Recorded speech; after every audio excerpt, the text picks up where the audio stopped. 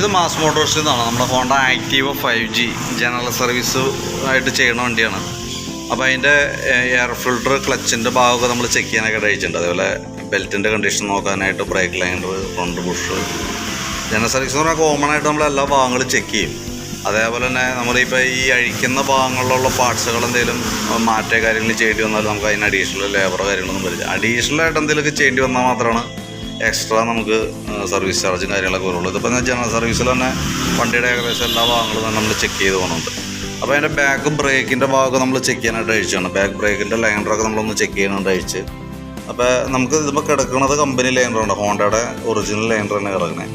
ലൈനറൊക്കെ പുതിയ ലൈനറാണ്, പഴക്കമൊന്നും ആയിട്ടില്ല. പക്ഷേ നമ്മളിപ്പോൾ മഴയൊക്കെ ആയതുകൊണ്ട് തന്നെ നമ്മൾ ഓൾറെഡി നമുക്കത് ബ്രേക്ക് ക്യാമും കൂടി ഒന്ന് കൂട്ടത്തിൽ ഗ്രീസ് ചെയ്ത് കൊടുക്കുന്നുണ്ട്. ഈ ഇവിടെ കാര്യം വെള്ളത്തേക്ക് ഓടുന്ന സമയത്ത് ഇതിൻ്റെ ഉള്ളിൽ ആ മൂവ്മെൻറ്റിൽ ചെറിയൊരു റെസ്റ്റ് തിരുമ്പ് പോലെ വന്നിട്ട് ടൈറ്റ് കാണിക്കാറുണ്ട്. അപ്പോൾ അതൊക്കെ നമ്മളൊന്ന് അഴിച്ച് ഗ്രീസ് ചെയ്യുന്നുണ്ട്. വീല് ക്ലീൻ ചെയ്ത് ബ്രേക്ക് ലൈനർ ക്ലീൻ ചെയ്ത് കയറ്റുന്നുണ്ട്. പിന്നെ നിലവിൽ എയർ ഫിൽറ്ററിൻ്റെ ഭാഗമൊക്കെ നമ്മൾ നോക്കുമ്പോൾ എയർ ഫിൽറ്റർ അങ്ങനെ വലിയ കുഴപ്പമൊന്നും പറയാനായിട്ടില്ല. കുറച്ചും കൂടിയൊക്കെ ഉപയോഗിക്കാം നമുക്ക്. ഹോണ്ടയുടെ കമ്പനി ഫിൽറ്റർ തന്നെ കിടക്കണേ, ഒറിജിനൽ ഫിൽറ്റർ തന്നെ കിടക്കണത്. ഒന്ന് ക്ലീനാക്കി റീസെറ്റ് ചെയ്താൽ മതി. അടുത്ത സർവീസ് ശരിക്കും ഇതിൻ്റെ പീരീഡ് ഉണ്ടല്ലോ, മാറ്റണ പീരീഡ് എന്ന് പറഞ്ഞാൽ ഒരു 10,000 കിലോമീറ്ററാണ്. നമ്മളിപ്പോൾ ഒരു 20,000 മാറ്റുകയാണെന്നുണ്ടെങ്കിൽ നെക്സ്റ്റ് അടുത്ത 30,000 ചേഞ്ച് ചെയ്യണം. അങ്ങനെയാണ് ചേഞ്ച് ചെയ്ത് പോകേണ്ടത് കേട്ടോ. അപ്പോൾ കാഴ്ചയിൽ നമുക്ക് അങ്ങനെ വലിയ പ്രശ്നം തോന്നണില്ല. അപ്പോൾ അതുകൊണ്ട് തന്നെ നമുക്കത് വേണമെങ്കിൽ അങ്ങ് യൂസ് ചെയ്യാം. പ്ലഗും എയർ ഫിൽറ്ററും കൂടി ഒരുമിച്ചാണ് ചെയ്യേണ്ടത്. രണ്ടും വലിയ പഴക്കം തോന്നണില്ല. അപ്പോൾ ഒന്ന് ക്ലീൻ ആക്കിയിട്ട് നമുക്കൊന്ന് റീസെറ്റ് ചെയ്തിടാം കേട്ടോ. പിന്നെ ക്ലച്ചിൻ്റെ ഭാഗം നമ്മൾ അഴിച്ചു നോക്കണുണ്ട്. ഇതിന് നമുക്ക് CVT ക്ലച്ച് വരിക.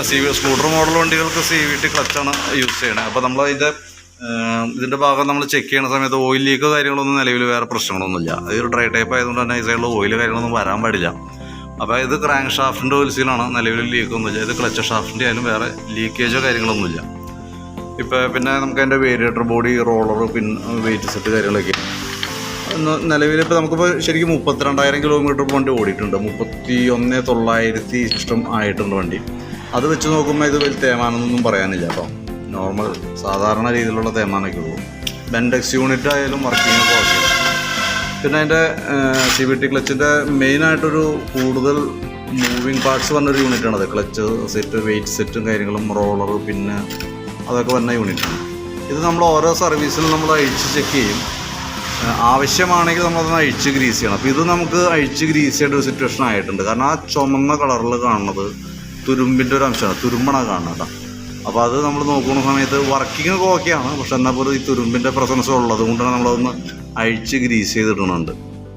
പിന്നെ നമുക്കതിൻ്റെ ഈ ക്ലച്ച് കവറിൻ്റെ ഉള്ളിലായാലും അത്യാവശ്യം വർക്ക് ചെയ്ത പൊടിയും കാര്യങ്ങളൊക്കെ ഉണ്ട്. ഇതെൻ്റെ കിക്കർ വീലാണ്. അപ്പോൾ അതൊന്ന് അഴിച്ച് ഗ്രീസിങ് നടത്തി റീസെറ്റാക്കി വെക്കുന്നുണ്ട്. എപ്പോഴെങ്കിലും കിക്കർ സ്റ്റാർട്ടിങ്ങിൻ്റെ ആവശ്യം വന്നാൽ, സാധാരണ നമ്മൾ ഉപയോഗിക്കാത്തത് കൊണ്ട് തന്നെ കിക്കർ അടിക്കുമ്പോൾ താഴേക്ക് അങ്ങനെ ജാമായിട്ട് നമുക്ക് മുദ്ദില്ല. അപ്പോൾ നമുക്ക് ആ പ്രോബ്ലം ഒന്നും ഇല്ലാത്ത രീതിയിൽ നമുക്കത് ക്ലിയർ ചെയ്തിട്ടേക്കാം. ബെൽറ്റിൻ്റെ കണ്ടീഷൻ നോക്കുമ്പോൾ ഓൾറെഡി ബെൽറ്റ് മാറ്റേണ്ട ഒരു ടൈമാണ്. 30,000 കിലോമീറ്റർ എന്നൊക്കെ പറയുമ്പോൾ ബെൽറ്റ് മാറ്റണം. പക്ഷെ നമ്മളതിൻ്റെ ബെൽറ്റ് ഡീപ്പായിട്ട് ചെക്ക് ചെയ്യുന്ന സമയത്തുണ്ടല്ലോ, സെൻറ്ററിൽ ചെറിയൊരു ക്രാക്കൊക്കെ തുടങ്ങിയിട്ടുണ്ട്. പക്ഷെ നമുക്ക് കറക്റ്റായിട്ട് സർവീസ് ചെയ്ത് പോകണമെന്നുണ്ടെങ്കിൽ ഇപ്പോൾ അടുത്ത സർവീസിലായാലും നമ്മൾ ഇതേപോലെ തന്നെ അഴിച്ച് ചെക്ക് ചെയ്യും. കൂടുതലായിട്ട് പൊട്ടൽ കാണേണ്ടി നമുക്ക് അടുത്ത സർവീസിൽ മാറ്റിയാലും മതി. ഇതിപ്പോൾ നിലവിൽ സാധാരണ ഇതൊരു 10,000 കിലോമീറ്റർ കൂടെയൊക്കെ സിമ്പിളായിട്ട് ഓടിക്കാം, കുഴപ്പമൊന്നുമില്ല. പിന്നെ എഞ്ചിൻ ഹെഡിൻ്റെ ഭാഗത്ത് വേറെ പ്രശ്നങ്ങളൊന്നുമില്ല. കാർബറേറ്ററിൻ്റെ ഭാഗത്തായാലും ആക്സിലേറ്റർ കേബിളും ചോക്ക് കേബിളൊക്കെ വർക്കിംഗ് കുഴപ്പമൊന്നുമില്ല. പിന്നെ ഫ്രണ്ട് ഭാഗത്തേക്ക് വരുമ്പോഴത്തേക്ക് നമുക്ക് അതിൻ്റെ ഫ്രണ്ട് സസ്പെൻഷൻ വന്നത് ലിങ്ക് ടൈപ്പ് സസ്പെൻഷൻ വരാം. അപ്പോൾ അതൊന്ന് അഴിച്ച് ഗ്രീസിങ് നടത്തുന്നുണ്ട്. കാരണം ഫുൾ ടൈം വെള്ളത്തേക്ക് നമുക്ക് ഓട്ടം വരാം. തന്നെയല്ല നമുക്ക് അതിൻ്റെ ബുഷ് ഗ്രീസിങ് ഇപ്പോൾ നിലവിൽ തേമാനോ കാര്യങ്ങളൊന്നും കാണുന്നില്ല. അഴിച്ച് ഗ്രീസ് ചെയ്ത് റീസെറ്റ് ചെയ്താൽ മതി. അത് ഓൾറെഡി ഇതൊക്കെ ഞങ്ങൾക്ക് ജനറലായിട്ട് വന്ന സർവീസിലുള്ളതാണ് കേട്ടോ. പിന്നെ ബാറ്ററി കൂടി നമ്മൾ ചെക്ക് ചെയ്ത് പോകുന്നുണ്ട്. ഇത് മിരിക്കണ ബാറ്ററി നമുക്ക് ആമറോണിൻ്റെ ബാറ്ററിയാണ് ഇത് മിരിക്കുന്നത് കേട്ടോ. ആമറോണിൻ്റെ 12 വോൾട്ട് 4 ആംപിയർ തന്നെ ബാറ്ററി ഇരിക്കുന്നത്. അപ്പം ആമറോൺ എക്സൈഡിൻ്റെ കേട്ടോ, പറഞ്ഞു വിട്ടുപോയതാണ്, എക്സൈഡിൻ്റെ ബാറ്ററി ഇരിക്കുന്നത്. അപ്പോൾ നമുക്ക് അതിൻ്റെ ബാറ്ററി ഒന്ന് ടെസ്റ്റ് ചെയ്ത് പോകുന്നുണ്ട്. 12 വോൾട്ടും 8.0 കറക്റ്റ് ഔട്ട്പുട്ടൊക്കെ കിട്ടണമൊക്കെ ഉണ്ട് കേട്ടോ. അപ്പോൾ നമ്മൾ നിലവിൽ അതിൻ്റെ ബാറ്ററി ടെസ്റ്റ് ചെയ്ത് പോകുന്നുണ്ട്. കംപ്ലയിൻസ് എന്തെങ്കിലും ഉണ്ടെങ്കിൽ കൃത്യമായിട്ട് അറിയാൻ പറ്റും. ഇതിപ്പോൾ നിലവിൽ ഓക്കെയാണ്. ഇപ്പോഴത്തെ കണ്ടീഷനിൽ നിലവിൽ ബാറ്ററിക്ക് വേറെ ഡാമേജ് ഒന്നുമില്ല. പിന്നെ നമുക്ക് ഈ ഭാഗത്തേക്ക് വരുമ്പോഴത്തേക്കും ഇതിൻ്റെ സെക്കൻഡറി ഫിൽറ്റർ എന്ന് പറയുന്ന ഒരു യൂണിറ്റ് ഉണ്ട്. അതിൻ്റെ ലൊക്കേഷൻ വന്നത് എഞ്ചിൻ റൂമിൻ്റെ ഉള്ളിലാണ്. അപ്പോൾ അത് ഫോം ടൈപ്പ് ആയതുകൊണ്ട് തന്നെ ചെറുതായിട്ടൊന്ന് പൊടിഞ്ഞു തുടങ്ങിയിട്ടുണ്ട്. അതൊന്ന് മാറ്റിയിടാം. അത് ഏകദേശം ഒരു 50 രൂപ താഴെ നമുക്ക് കോസ്റ്റ് വന്നുള്ളൂ. പിന്നെ എന്ന് വെച്ചാൽ നമുക്ക് അതിൻ്റെ എൻജിൻ ഓയിൽ മാറുന്നുണ്ട്.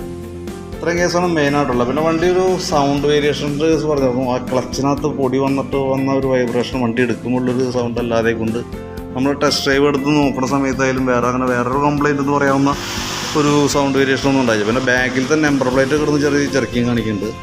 അതല്ലാണ്ട് വേറെ സൗണ്ടായിട്ട് നമുക്കൊന്നും കിട്ടിയൊന്നുമില്ല. വർക്ക് കംപ്ലീറ്റ് ആയതിനു ശേഷം നമുക്കൊന്നുകൂടി ഒന്ന് ഡീറ്റെയിൽ ആയിട്ടൊന്ന് ചെക്ക് ചെയ്യാം, ഓടിച്ച് നോക്കിയിട്ടേ.